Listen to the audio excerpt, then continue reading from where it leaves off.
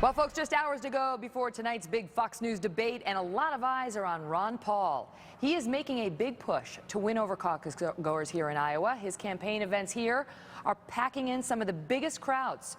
Polls show he is in the running right now to take the top spot on January 3rd, and Congressman Ron Paul joins me live right here.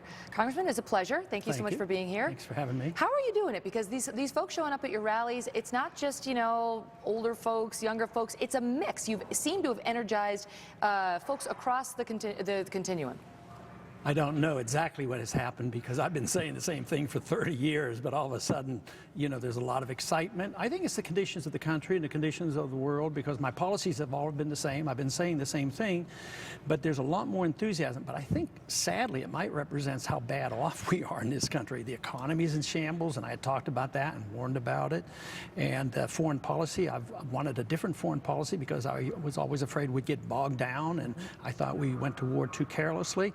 And the American people now, statistically, are with me on these things. They want the Federal Reserve audited. They want our troops to come home, and they don't like going into wars carelessly. So I think the issues have come around, but also the enthusiasm is building. The money's coming in easier. We have more volunteers, and we have a better staff now than we did before. So it's all coming together, and we feel pretty good about it. Obviously, the support is ginning up behind you, in particular here in Iowa, but you mentioned foreign policy. Right. That has been a big question mark about you and your campaign, and folks talk about, in particular, your stance on Israel and how, you know, you say you're not going to step in if Iran gets the nuke and Israel's on its own, and you know that is anathema to many conservatives.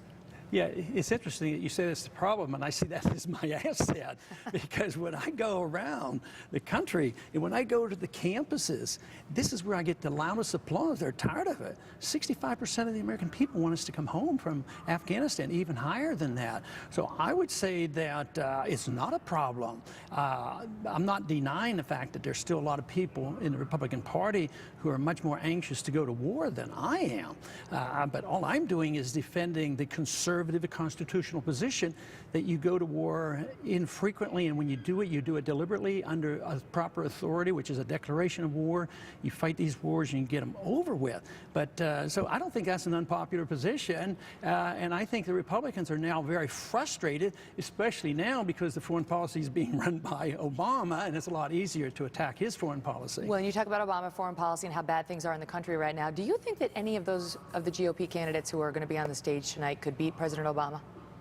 Oh yeah, I think all of us would have a very, very good chance because, you know, the country's very down on it. And, you know, in some ways, I see this a little differently, in a different perspective, because I don't see Obama as the problem. I see our problems as, you know, monetary system, deficits been run up, economic policies of the last 40 years. Republicans and Democrats have been in charge all that time. So when Republicans have been in charge, we didn't do such a great job, and that's why the independent movement is so strong.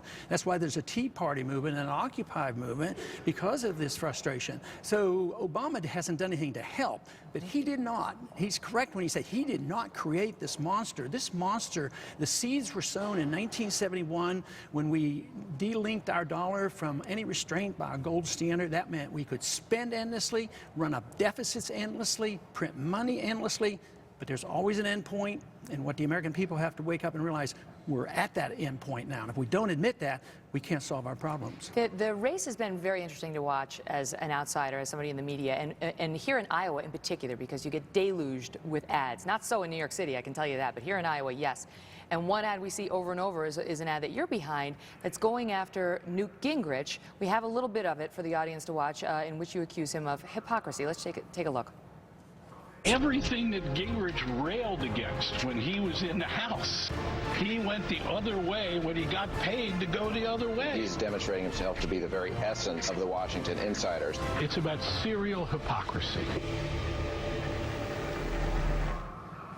Now, do you mean that? I mean, you know, you're telling me that you think any of the Republicans could win, including, I presume, Newt Gingrich. So do you really mean that? Yeah, I think the country is so bad off right now with the conditions. They want a change. So if the Republicans offer change, yes, I think every one of them would have an opportunity. But that's a tough ad against your fellow Republican. Yeah, and I even forgot to put one in there because I think. But some people think that's mean. Iowans don't like negative campaigning, and that's a negative campaign ad. I think there's a difference. Negative campaigning is calling people names, demagogue leapfrogging the issues and misrepresenting people's views. But to point out, different positions, that's my responsibility. Hypocrisy, though? Did you go too far? I think when you flip-flop around, there was one other issue that I personally found annoying, is that, he's probably as aggressive with the military as anybody. He supports all the wars in the Middle East 1,000 times more than I would. But, when in the 1960s, when I was drafted, in the military, he got several deferments. He chose not to go. Now he'll send our kids to war. But at that time, he said that one person wouldn't make a difference. He didn't know how he could make a difference. So I see that as important information. People should know that, and it reflects on him. We're up against a hard break, but I want to ask you very quickly, what's your plan for tonight? Tell the truth. Gonna be good old Ron Paul. Tell the truth, and that's the easy way. They never accuse me of flip-flopping. Congressman, thank you so much. Thank you. All the best. We'll see you in a few hours.